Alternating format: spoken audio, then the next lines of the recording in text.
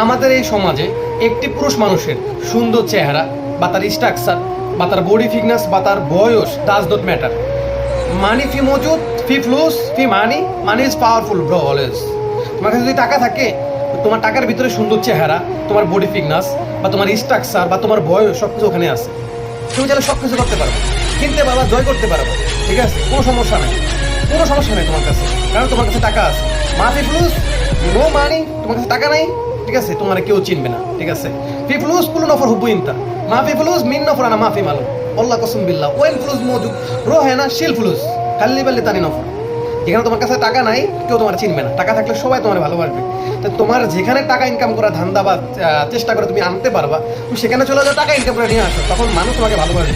তোমার বয়স, তোমার শক্তি বা তোমার চেহারা, তোমার ফ্যামিলি স্ট্রাকচার কিছু সমস্যা নেই। তো টাকা থাকলে সব কিছু তোমার এটার ভিতরে আছে, ঠিক আছে?